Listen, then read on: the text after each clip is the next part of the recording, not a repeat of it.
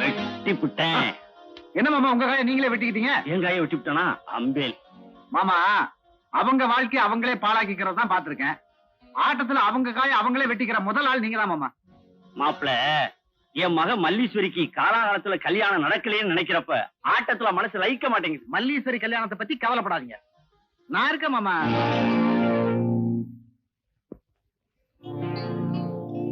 ஏண்டி குத்துக்கல்ல மாதிரி புருஷன் வீட்டுல உட்கார்ந்துருக்கா?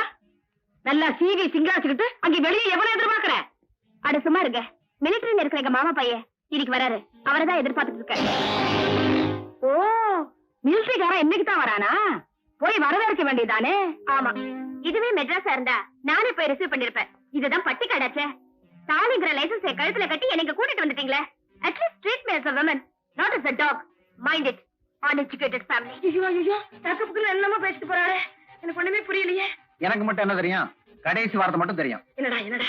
டாக், நாய். கருநாயா சென்னாயா? அவ நாயின்னு ஒன்ன சொன்னாலோ என்ன சொன்னாலோ, இல்ல நாய்க்கு பிறந்த நாயின்னு சேர்த்து சொன்னாலோ அந்த நாய்க்கு தான் வெளிச்சம். அந்த நாய் அப்படியே சொல்லுச்சு. அந்த நாட்டை இழுத்து வச்சு அறுக்க வேண்டாம். இருக்கே அண்ணன். மாமா, பட்டணத்துல இருந்து மிலிட்டரிக்கார வரானே, அவன் என்ன விட அழகா படிச்சவனா இருப்பானோ? ஏன் கேக்குற? அதான் கவலை அவனுக்கு.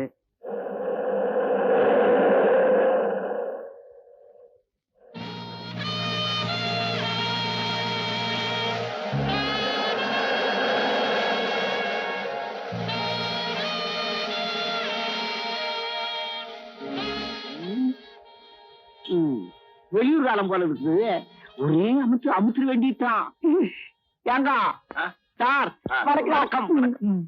ஏப்பா, இந்த ஊர்ல டாக்ஸி ஆட்டோ எதுவும் இல்லையா? இந்த ரோட்ல டாக்ஸி எல்லாம் போவாதுங்க. இது மாதிரி மாட்டு வண்டிக்கு தான் போகும். அச்சா, அப்ப இந்த பொட்டி ஏற்றிடலாமா? முதல்ல கூலிய பேசுங்க. அப்படியா? எவ்வளவு கூலி?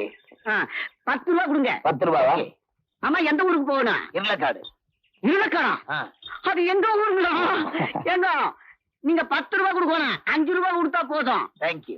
ஆமா, அந்த ஊர்ல எந்த தெருவு? தேரடி திருவா. அது நம்ம தெருவுங்க. ஏங்க, நீங்க 5 ரூபா கொடுக்கணும். 3 ரூபா கொடுத்தா போதும். தேங்க்யூ. ஆமா, அந்த தெருவுல எந்த ஊரு? வீரபாண்டி வீடு. வீரபாண்டி ஊரா? என்னாச்சு? அது எங்க ஊருங்க? ஏங்க, நீங்க 3 ரூபா கொடுக்கணும். 1 ரூபா கொடுங்க போதும். சரி, இப்ப நான் ஏறலாமா? ஏறதுக்கு என்னங்க இப்படி அலையில அழியுங்க? ஏறுங்க. ஹாய் ஹாயா. தமிழ்நாட்டு மாட இந்தியில விரட்டினாதான் போகுது. அச்சா, வலது கால எடுத்து வச்சா உள்ள வரலாம். என்ன மாமா அச்சா வச்சான்னு வரீங்க? கொஞ்ச நேரம் சும்மா இரு. அச்சா பச்சாவெல்லாம் இன்னும் கொஞ்ச நேரத்துல தெரியும். அங்கிள், சும்மா தும்முங்க. अंकल, मुझे नहीं जानती, मैं सेल्वी हूँ। ओ, सेल्विया? சின்ன வயசுல பார்த்தது. तुम खूबसूरत लड़की होगी. நீங்களும்டா அடையாளம் தெரியாத அளவுக்கு பெரிய ஆளா வளர்ந்துட்டீங்க. உங்க மீசை ரொம்ப அழகா இருக்கு தெரியுமா? மிலிட்டரிக்காரனுக்கு மீசை தானே பொண்டாட்டி. ஏன்னா அப்பப்ப தடவிக்கலாம் பாரு. நான் கூட அப்பப்ப தடவிக்குவேன். அச்சா. மதி, உன் வீட்டுக்காரி அந்த மிலிட்டரிக்காரரை பார்த்து உன் மீசை அழகா இருக்கு, அது அழகா இருக்கு, இது அழகா இருக்குன்னு சொல்லிட்டு இருக்காடா. கொஞ்ச நேரம் சும்மா இருக்கா பாப்போம். செல்வி, இவர்தான் புருஷனா? ஆமாமா, நீங்க ரொம்ப கழிச்சு போயிருப்பீங்க. வந்து ரெஸ்ட் எடுத்துக்கங்க. மாப்பிள்ள, உங்களை நான் அப்புறம் சந்திக்கிறேன்.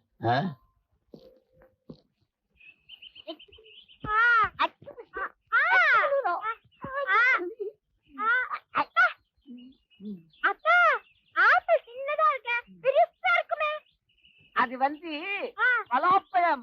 பலாப்பழமா? அப்பா, எனக்கு மாங்காய் வேணுப்பா. மாமா, மாங்காய் கேக்குறோம். நீ தாத்தாவை போற. மாப்பிள்ள, என் பொண்ணு 5 வயசுல இருந்தே மாங்காய் கேட்டுக்கிட்டு இருக்கான். 5 வயசுல இருந்தா? இந்த வருஷம் மரத்தை எல்லாம் குத்தைக்கு விடலான்னு நினைச்சேன். மரத்துல ஒரு பழம் இல்லாம எல்லாத்தையும் புடுங்கி கீழே வச்சுக்கிட்டு இருக்கீங்களே ஐயா. சம்பந்தி, ஒரு முக்கியமான விஷயம். என்ன? இங்க வந்து என் பொண்ணு இழைச்சு போயிட்டா. பழத்துல கதையா? உன் பொண்ணு இழைச்சு போச்சா? இத சொன்னா யாராவது நம்புவீங்களா? யோ, நேத்திக்கு உன் பொண்ணு முன்னால போயிருக்கு, என் பையன் பின்னால போயிருக்கான். யானைக்கு வாலு மாதிரி இருக்குன்னு எல்லாரும் சொல்றானுங்க. அதுதான் தெரிஞ்ச விஷயமாச்சே. இப்ப என்ன செய்யணும் சொல்லுங்க. என்ன செய்யும் சொல்லுங்களா? என்னமோ அரேபியா குதிரை அடக்கிற மாதிரி. என் பொண்டாட்டி அடக்குவீங்கன்னு சொன்னீங்களே, இப்ப தின்னு தீர்த்துக்கிட்டு இருக்கீங்களே, வாய் கிழிய போகுது. அதுக்குத்தான் தயார் பண்ணி தின்னுகிட்டு இருக்கோம். இப்ப என்ன பண்றேன் பாருங்க. என்ன செய்ய போறான் இவன்? அப்பா உன் புருஷன்கிட்ட இருந்து விவாகரத்து வாங்கணும்னு முடிவு பண்ணிட்டேன். எப்பவும் முடிவு பண்ணிட்டேன். ஆனா அது அவர் வாயால சொல்ல வைக்கணுங்கிறதுக்காக தான் போராடிட்டு இருக்கேன். இதுல எந்தவித மாற்றமும் இருக்காது. நிச்சயமா இருக்காது. ஏன் கேக்குறேன்னா, புருஷன் பொண்டாட்டியை பிரிக்கிறது, குடும்பத்தை ரெண்டாக்குறது இதெல்லாம் நம்ம கை வந்த கலை. அதுக்கப்புறம் என்ன சாபம் விட மாட்டிய? படிச்சவர்னு சொல்லி என்னை ஏமாத்தின அவரோட வாழ நான் விரும்பல. I want divorce. விவாகரத்து நாகரிக கடல்ல கண்டெடுத்த முத்துன்னு எங்க அப்பா அடிக்கடி என்கிட்ட சொல்லுவாரு. கவலையே படாத, கூடிய சீக்கிரம் பிரிச்சிடுறேன். எப்படி? Suspense, it will be success. நமக்குள்ள 1000 பிரச்சனை இருக்கும், அது வெளியில தெரிய வேண்டாம்னு நினைக்கிறேன். எதுக்காக இந்த பீடிகை? இன்னைக்கு எனக்கு பிறந்த நாள். Many happy returns of the day. புரிஞ்சிருக்காதே. நான் கோயிலுக்கு போறேன், வரப்போறியா இல்லையா? வர முடியாது. நான் இன்னும் 3 நாள் கோயிலுக்குள்ள வரக்கூடாது. அப்படியா? சரி சரி.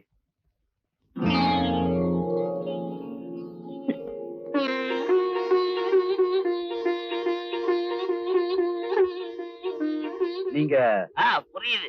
நம்பிக்கையே இல்லாதவன் நான் இந்த பக்கம் வந்திருக்கேன். கேட்க போறீங்க இல்லையா? ரொம்ப வேண்டியப்பட்டவங்க கூப்பிட்டாங்க, அதனால வந்தேன்.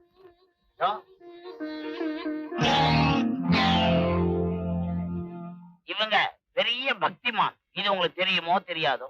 இத நீங்க சொல்லி நான் தெரிஞ்சுக்க வேண்டியது. நான் சொல்லி தெரிஞ்சுக்க வேண்டிய விஷயம் நிறைய நாட்டுல இருக்கு. இது உங்களுக்கு தெரியாம போச்சே, ஆச்சரியமா இருக்கு. 3 நாளுங்கிறது 3 மணி நேரத்துல போயிருச்சு. இது அதை விட ஆச்சரியம் இல்ல?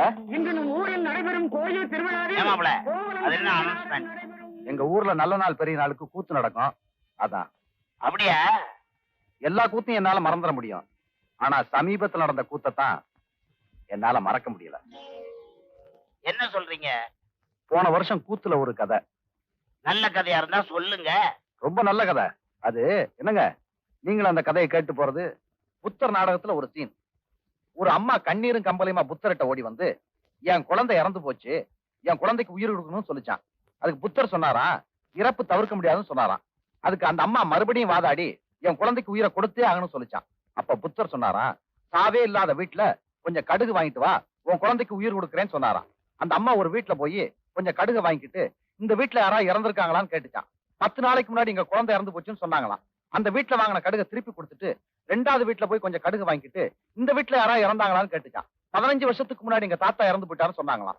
அந்த வீட்டுல வாங்கின கடுகை திருப்பி கொடுத்துட்டு 3வது வீட்டுல கொஞ்சம் கடுகு வாங்கிட்டு, இந்த வீட்டுல யாராவது இறந்தாங்களான்னு கேட்டுச்சான். 30 வருஷத்துக்கு முன்னாடி எங்க பாட்டி இறந்து போச்சுன்னு சொன்னாங்களாம். இப்படி எல்லார் வீட்லயும் இதே கதையா இருந்ததுனால அந்த அம்மா புத்தர்கிட்ட ஓடி வந்து, எல்லார் வீட்லயுமே சாவு நடந்திருக்கிறதுனால சாமி எங்கேயுமே கடுகு வாங்க முடியலன்னு சொல்லிச்சான். அதுக்கு புத்தர் சொன்னாராம், இறப்பு தவிர்க்க முடியாது, இறப்பு இல்லாத வீடே இல்லைன்னு சொன்னாராம். அதே புத்தர் பிறந்தா என்ன தெரியுமா சொல்லியிருப்பாரு? இறப்பு இல்லாத வீடும் இல்ல, பொய் சொல்லாத கல்யாணம் இல்லைன்னு சொல்லியிருப்பாரு. உனக்கு புரியல? இது நல்லா இருந்தது. செல்வி, உனக்கு ஏதாவது கதை தெரியுமா? ராமர் காட்டுல இருக்கும்போது அவருக்கு ஒரு நாள் தண்ணி தாக ஏற்பட்டுச்சா. உடனே குளத்தங்கரைக்கு போய் தண்ணி குடிக்க போனாரா. அப்போ அவர் கையில இருந்த அம்ப தரையில ஊனி வச்சாரா. அவர் ஊனி வச்ச இடத்துல ஒரு தேரை இருந்துச்சா. ஆனா அது அவர் பார்க்கல. அவர் தண்ணி குடிச்சிட்டு திரும்பி வந்து அம்பு எடுக்கும் போதுதான் பார்த்தாரா, அங்க ஒரு தேரை துடி துடிச்சு சாகிறத. அவர் உடனே தேரைய பார்த்து கேட்டாரா, தேரையே, நான் இந்த அம்ப குத்தும் போது நீ ராமான்னு சொல்லி கத்திருந்தா உனக்கு இந்த நிலைமை ஏற்பட்டிருக்காதுன்னு. அதுக்கு அந்த தேரை சொல்லிட்டா, மத்தவங்க எல்லாம் என்ன கொல்ல வரும்போது நான் ராமான்னு சொல்லி கத்துவேன், அந்த ராமரே என்ன கொல்லும் போது நான் என்னன்னு சொல்லி கத்துவேன்னு சொல்லிட்டான். அந்த மாதிரிதான் மத்தவங்க எல்லாம் போய் சொன்னா நான் கொண்டவன் கிட்ட சொல்லுவேன், கொண்டவனே போய் சொன்னா நான் யாருகிட்ட போய் சொல்லுவேன். Very good, very good. நீங்க சொன்ன கதையெல்லாம் நல்லாதான் இருக்கு. எனக்கு இதெல்லாம் நம்பிக்கை இல்ல. நீங்க 2 பேரும் சொன்னதுக்கு அப்புறம் நான் சும்மா இருந்தா எப்படி? எனக்கு தெரிஞ்ச புராண கதையை சொல்றேன். மகாபாரதத்துல பாஞ்சாலி துயில உரியும் காட்சி. துச்சாதன துயில உரியும் போது பாஞ்சாலி தன்னுடைய மானத்தை காப்பாத்திக்க கத்தனா கதனா போராட முடியல. கடைசியில கிருஷ்ணா என்ன காப்பாத்துன்னு வந்தாரு, காப்பாத்தினார். பின்னாடி கிருஷ்ணன் சந்திக்கும் போது, ஏன்னு நீங்க முதல்ல வந்து என் மானத்தை காப்பாத்திருக்கலாமே, எவ்வளவு டைம் எடுத்துக்கன்னு கேட்டா.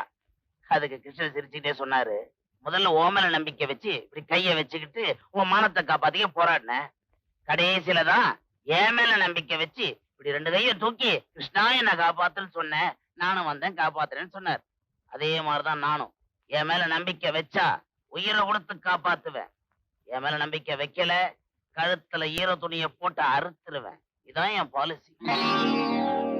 சரி சரி, இங்க இருந்து பேசிக்கிட்டு இருந்தோம்னா பாக்குறவங்க கதாகாலட்சேபம் பண்றாங்கன்னு கூப்பிட்டுட்டு போயிட போறாங்க. நம்ம கதைய வீட்டுல போய் வச்சுக்கோ. வாங்க. அடடே வாங்க வைக்கலையா? என்னப்பா மதி, கல்யாண வாழ்க்கையெல்லாம் எப்படி? நல்லா இருங்க. சும்மாவா? நான் பண்ணி வச்ச கல்யாணமாச்சே, சோட போகுமா? இத பாருப்பா, எவ்வளவோ பொய்ய சொல்லி இந்த கல்யாணத்தை பண்ணி வச்சிருக்கிறேன். நீங்க 2 பேரும் நல்லபடியா இருந்தீங்கன்னா அதுதான் எனக்கு சந்தோஷம். இங்க ஆம்பளை பொம்பளைங்களுக்கு எல்லாம் தனித்தனி பேசிட்டா படம் போட்டு வச்சிருக்காங்களா? ஏன் கேக்குறீங்க? இல்ல, இங்க ஆம்பளை பொம்பளை படம் போட்டதானே அடையாளமே தெரியுது. அட வக்கீல் சாரா, எப்ப வந்தீங்க? இப்பதான் வந்தேன். செல்வி எங்க போற? ஆமா, இந்த கேள்விக்கெல்லாம் ஒண்ணும் குறைச்சல் இல்ல. இவருக்கு படம் பார்க்கணுமா, பக்கத்துல இருக்கிற தியேட்டர் தெரியாதா, அதனாலதான் அங்க கூட்டிட்டு போறேன். படம் பேரு கணவனே கண் கண்ட தெய்வம். வாசலி சீக்கிரம் போவோம், இல்லன்னா இன்டர்வல்ல சோடா கலர் பிஸ்கட் தான் வைக்கணும். ஏன்பா இதத்தான் சந்தோஷம்னு சொன்னியா? பொய் சொல்லி நான் உனக்கு கல்யாணம் பண்ணி வச்சது எவ்வளவு பெரிய தப்புன்னு இப்ப நான் ரொம்ப ஃபீல் பண்றேன்ப்பா. அதுக்கு நீங்க என்ன சார் செய்வீங்க? எப்பவுமே உருவம் போற பாதையில தான் நிழலும் பின்தொடரும். அதே மாதிரி புருஷன் போற பாதையில தான் பொண்டாட்டியும் போகணும். ஆனா இங்க என்னடா அண்ணா, சார், நமக்கு பின்னாடி வர நிழல் சில சமயம் முன்னாடியும் போகும். அதே மாதிரி தான் இதுவும். இப்ப முன்னாடி போயிட்டு இருக்கவ என்னைக்காவது ஒரு நாள் என் பின்னாடி வருவா. அந்த நம்பிக்கை எனக்கு இருக்கு. மதி, நல்ல படிப்பு ஒருத்தனை அறிவாளியாக்கும்.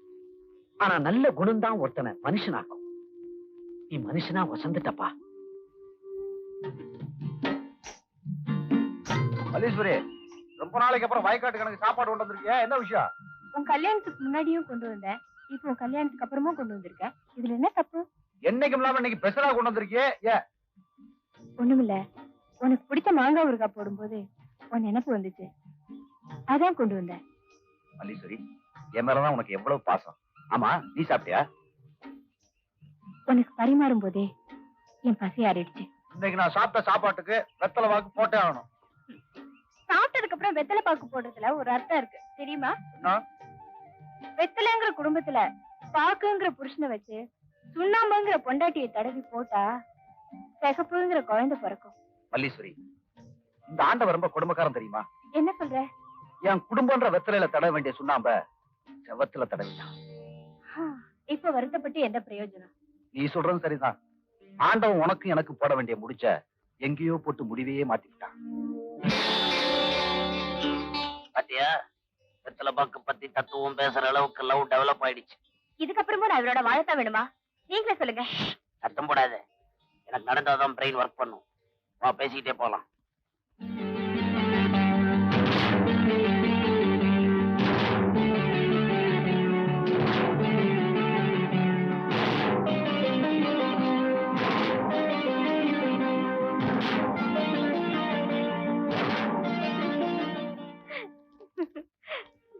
என்ன சிரிப்பு? காகிதத்தை கழுதத்திங்கிறத பாத்திருக்கேன், ஆனா காகிதத்துக்கு முத்தம் கொடுக்கறாளே இப்பதான் பாக்குறேன். கிண்டல? ஏய், இதுக்கு முன்னாடி யாருக்காவது நீ காதல் கடிதாசி எழுதியிருக்கியா? உனக்கு யாராவது எழுதியிருக்காங்களா? அப்ப இதோட அருமை தெரியாது. அப்போ இது காதல் கடிதாசியா? யார் உங்களுக்கு எழுதினது? செல்விதான். செல்வியக்கா உங்களுக்கு காதல் கடிதாசி எழுதினாங்களா? காதல் கடுதாசியா? என்னது காதல் கடிதாசியா? என்னது காதல் கடுதாசா? காதல் கடுதாசியா? கள்ள தொடர்பு உள்ளவங்களுக்கு இந்த வீட்டுல வேலையே இல்ல. கள்ளு செடிய முளையிலேயே கிள்ளி எறியாம விட்டானே என் பையன், அவனுக்கு இதுவும் வேணும் கிண்ணமும் வேணும். 4 எழுத்து படிச்ச திமிரு இப்படி எல்லாம் செய்ய வைக்குது. நம்ம வீட்டு நடுக்கூடத்துக்கு வந்த விஷயம் ஊருக்கு தெரியறதுக்குள்ள அவங்க போயிடுறதா நல்லது. எங்க சித்தப்பா சொல்றதுதான் கரெக்ட். மானம் கெட்டவங்க இந்த வீட்டை விட்டு போக வேண்டியதானே. சரி, ஆளாளுக்கு பேசிட்டு இருக்காதீங்க. சம்பந்தப்பட்டவன் பையன், அவன் வந்து சொல்லட்டும். இப்பவே இந்த வீட்டை விட்டு 2 பேரும் ஜோடியா புறப்படுறோம். என்ன மிலிட்டரிக்காரர? நீங்க இந்த அளவுக்கு ஏமாந்து போவீங்க நான் எதிர்பார்க்கவே இல்ல. என்ன எல்லாம் அப்படி பாக்குறீங்க? நேற்று ராத்திரி மிலிட்டரிக்காரர் ஒரு சவால் விட்டாரு. இது வரைக்கும் என்ன ஏமாத்துறதுக்கு இந்த உலகத்துல எவனுமே பிறக்கலன்னு சொல்லி. கடைசியில இந்த மிலிட்டரிக்காரரு இந்த படிக்காத பட்டி காட்டாண்ட ஏமாந்து போயிட்டாரு. என்னடா சொல்ற? அப்பா, இந்த ஆளை ஏமாத்துறதுக்காக செல்வி எழுதுன மாதிரி ஒரு காதல் கடிதாசி எழுதி இவர் கண்ணில் படுற மாதிரி வச்சிருந்தேன். இவர் தான் ஏமாந்துட்டாருன்னா எல்லாரும் ஏமாந்து விட்டீங்களே. நான் அப்பவே நினைச்சேன், படிச்ச பொண்ணு இப்படி தப்பெல்லாம் செய்யவே செய்யாதுன்னு. கேப்பார் பேச்சு கேட்டு என் புத்தியும் கெட்டு போச்சு. அக்கா, நான் தான் அவசரப்பட்டு எல்லாரையும் கூட்டு வந்துட்டேன். என்ன மன்னிச்சிருங்க. சரி வாமா போலாம். அறிவு கெட்டவனே, நீ விளையாடுறதுக்கு உன் சம்சாரத்துடைய வாழ்க்கை தான் கிடைச்சதா?